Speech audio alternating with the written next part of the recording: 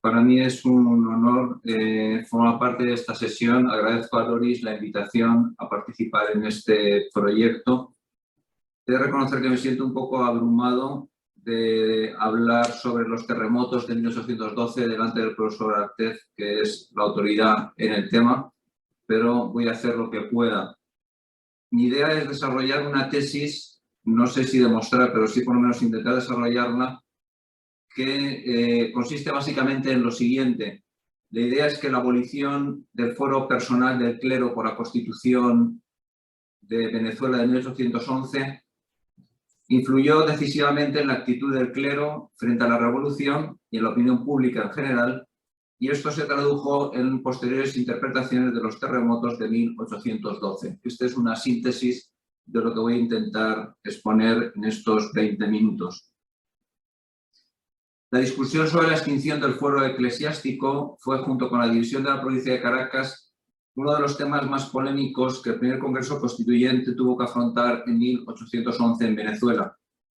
Las nuevas ideas que en teoría debían inspirar la reforma constitucional, como el principio de igualdad, se acompasaban mal con el mantenimiento de fueros privilegiados y particularmente con la conservación del fuero eclesiástico, con todo lo que ello conllevaba.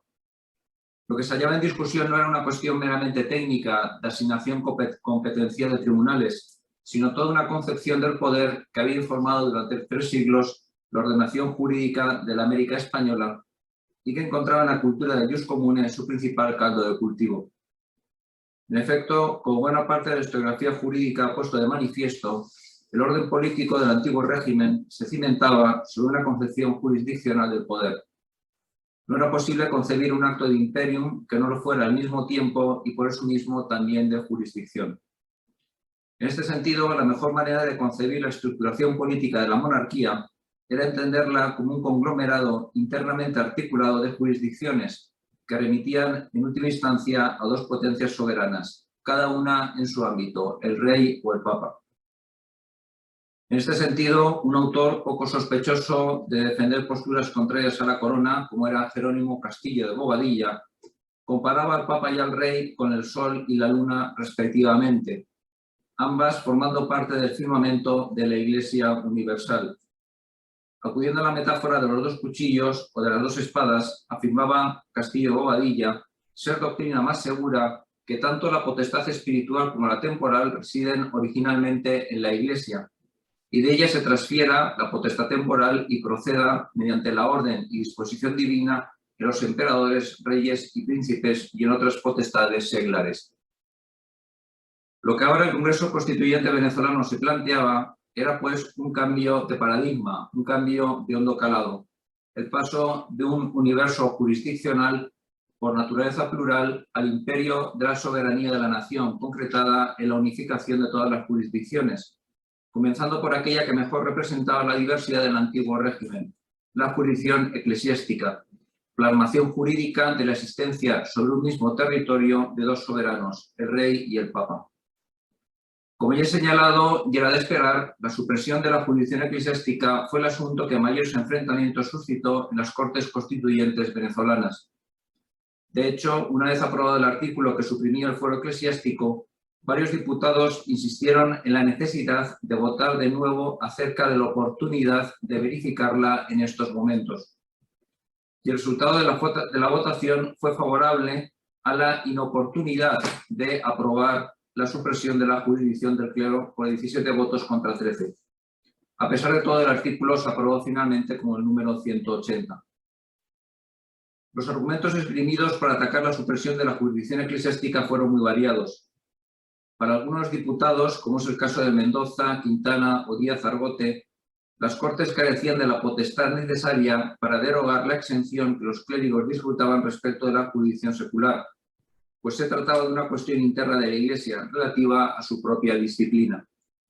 Así lo atestiguaban no solo las decretales, sino sobre todo el Concilio de Trento, en el capítulo 20 de la sesión 25 de Reformatione, que afirmaba que la inmunidad personal de los eclesiásticos se hallaba establecida dei ordinatione, esto es, por derecho divino. La disconformidad con la extinción del fuero eclesiástico llegó hasta tal punto que varios diputados firmaron la Constitución acompañada de la correspondiente protesta. Para Maya, diputado de la Grita, la exención del clero no solo pertenecía a la disciplina de la Iglesia, sino que era un privilegio debido, esto es, no meramente gratuito, sino concedido en justa remuneración por los servicios prestados por la Iglesia. Tratándose de una remuneración onerosa, su respeto se hallaba fundamentado en la equidad natural que el Congreso debía respetar. El argumento no era nuevo. Había sido ya expuesto por el Colegio de Abogados de Madrid en la década de los 70 del siglo anterior.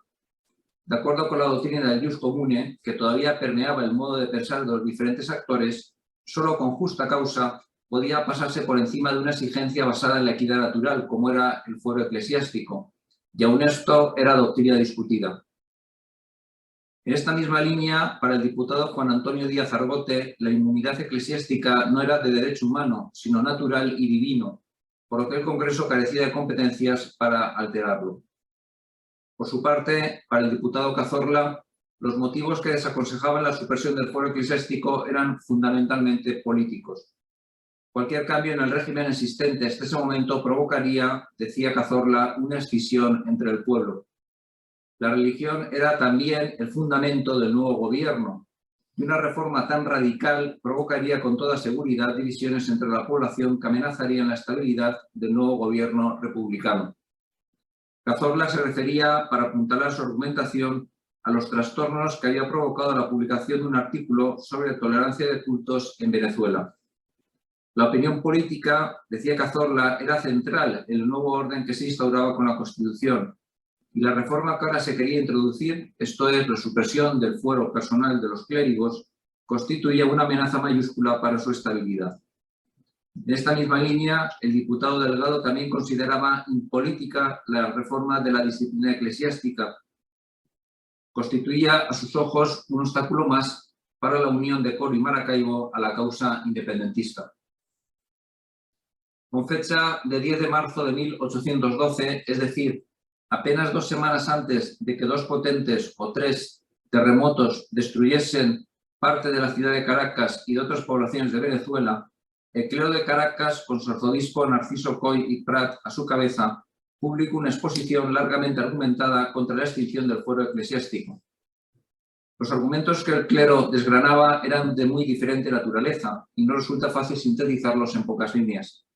Sin embargo, se trata de un documento enormemente relevante para conocer el estado de la opinión en ese momento del clero caraqueño y apreciar las consecuencias sociales, dada la centralidad del clero en la sociedad del momento, de la medida inédita adoptada por el Congreso al despojar al clero de su fuero personal. El escrito comenzaba afirmando la compatibilidad de la Iglesia católica con la pluralidad de regímenes políticos existentes. En este sentido, decía el informe, el cambio político no debía afectar a la Iglesia, que mantenía el derecho que hasta ese momento había regulado su organización y funcionamiento interno. En el caso de Venezuela, además, la Constitución había reconocido su condición de católica, por lo que parecía incongruente llamarse de esta manera y no admitir los cánones o leyes que universalmente son recibidos en la Iglesia católica. En este sentido, decía el informe, el artículo 1 de la Constitución venezolana de 1811, que consagraba la confesionalidad del Estado, y el artículo 180, que despojaba al clero de su fuero particular, resultaban incompatibles. La exposición acentuaba además la conformidad de la exención personal del clero con el derecho divino, de acuerdo con lo dispuesto en Trento y en otros concilios anteriores.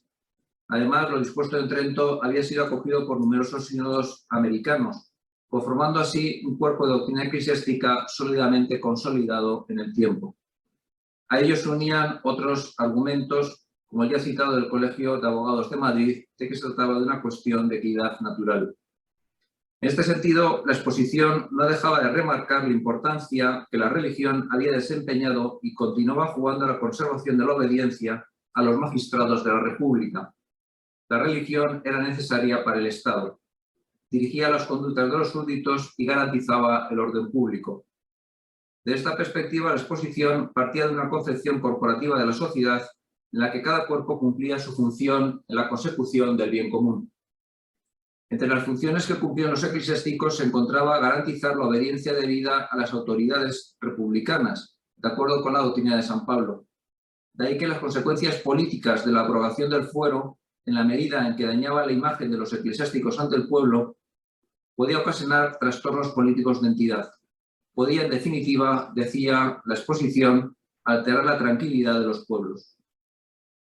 En las sociedades de antiguo régimen, el cura era visto como un padre dotado de una autoridad moral que la eliminación del fuero y el consiguiente sometimiento de los sacerdotes a la jurisdicción ordinaria podía dañar profundamente, dando lugar a altercados y escándalos.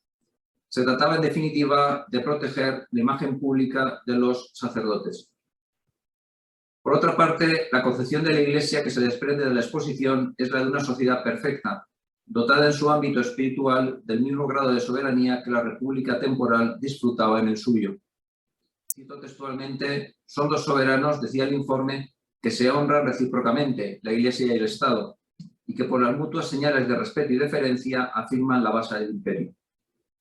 La conclusión que se seguía de esta argumentación era que cualquier cambio en la disciplina eclesiástica exigía el consentimiento de la Santa Sede. Sin embargo, en este caso, el Estado había actuado por su propia cuenta, sin el consentimiento de la Iglesia, en la regulación de una materia que escapaba de su ámbito competencial. El cambio que se había producido en lo político y que había dado lugar a la creación de una república independiente de la monarquía española no tenía por qué alterar en lo más mínimo la disciplina de la Iglesia.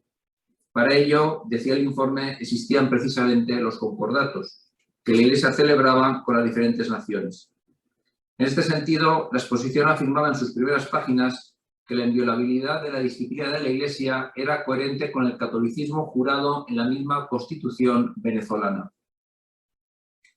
Uno de los argumentos esgrimidos para terminar con los fueros especiales, y particularmente con el eclesiástico, era el respeto al principio de igualdad propio de todo régimen democrático. Sin embargo, el modo en que los eclesiásticos entendían el principio de igualdad se correspondía más con la mentalidad del antiguo régimen que con los modernos estados del siglo XX. En este sentido, el clero distinguía entre igualdad e igualitarismo extremo, citando a su favor a Montesquieu.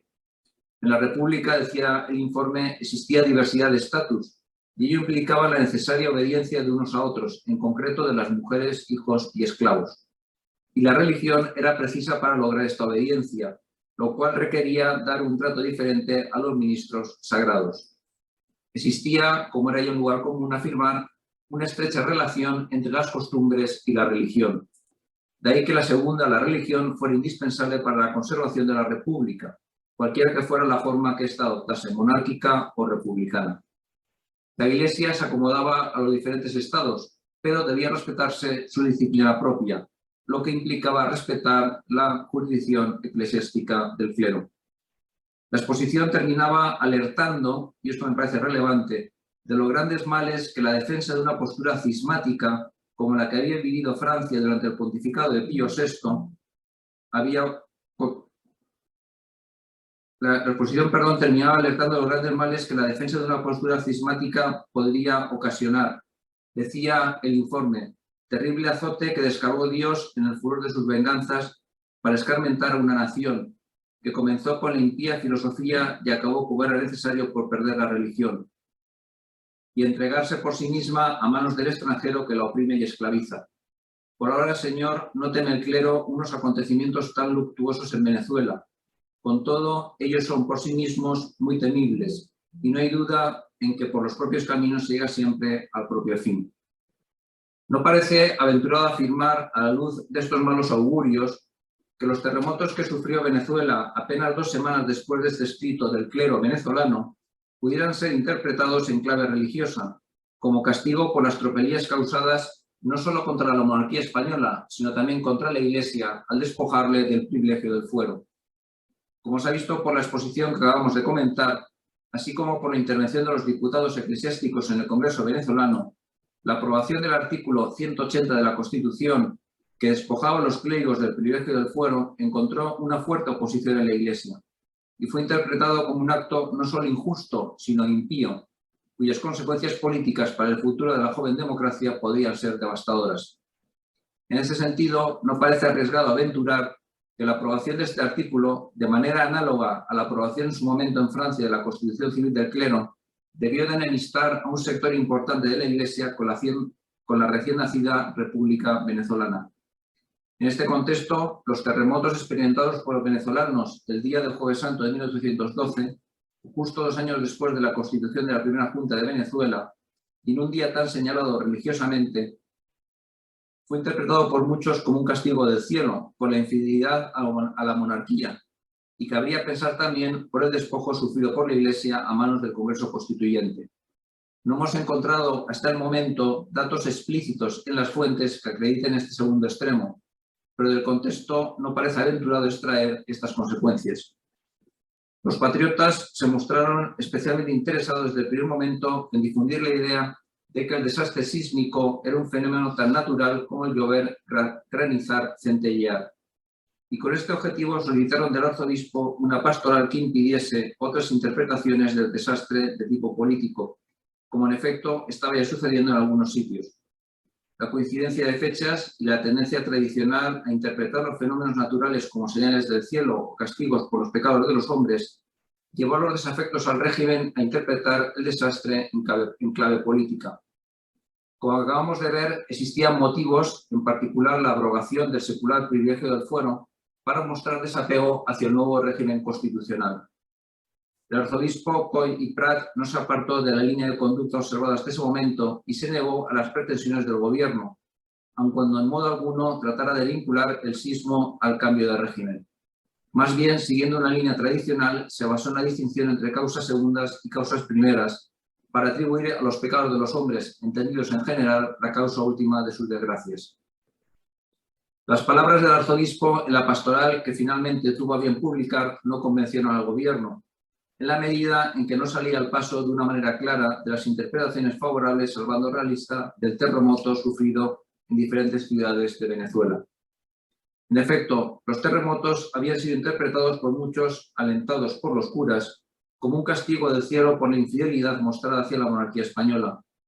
En una conocida carta de 9 de abril de 1812, Juan Germán Rostio escribía: el día 26 de marzo, a las 4:07 de la tarde, un fuerte terremoto arruinó la mayor parte de los edificios de esta ciudad y privó de la vida a más de 1000 personas.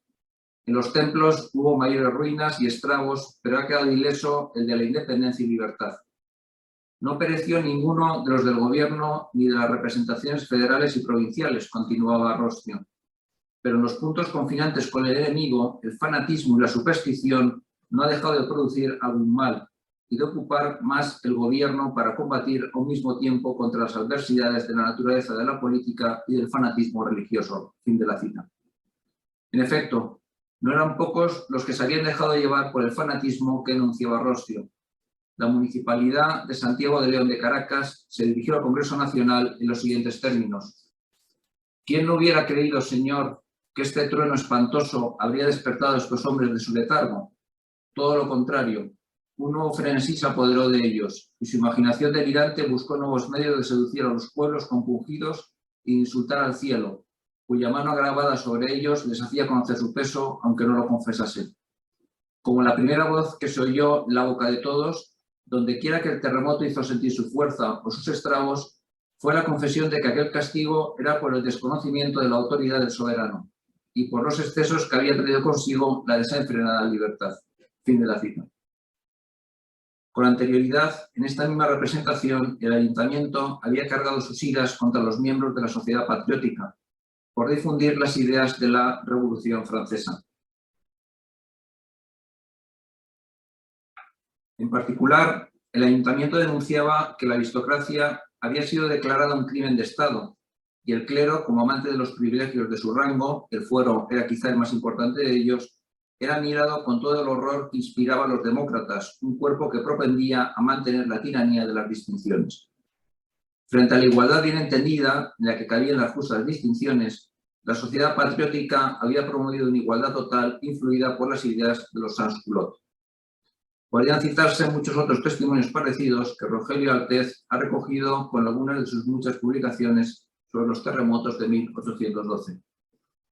Lo que el gobierno no era capaz de comprender era que no solo la separación de la metrópoli, sino sobre todo la abrogación del fuero eclesiástico, un privilegio que había protegido al clero americano y peninsular durante siglos de caer bajo la jurisdicción ordinaria, había logrado enemistar a una parte considerable del clero con el nuevo régimen. En semejantes circunstancias, resultaba comprensible que el terremoto fuera utilizado de buena o mala fe para acabar con el nuevo gobierno, que tanto había perjudicado a los intereses de la Iglesia, la única institución cuya influencia alcanzaba hasta el último rincón de la nueva república. Se hacían así realidad las advertencias de algunos diputados que veían inoportuno políticamente el paso dado por el Congreso al aprobar el artículo 180 de la Constitución. La opinión política importaba y mucho para la conservación de la revolución.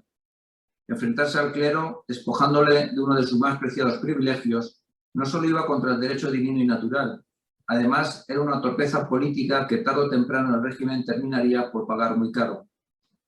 El desastre provocado por el terremoto precipitó la caída del nuevo régimen acosado militarmente por las tropas del general Monteverde. La Primera República de Venezuela tenía sus días contados. Muchas gracias.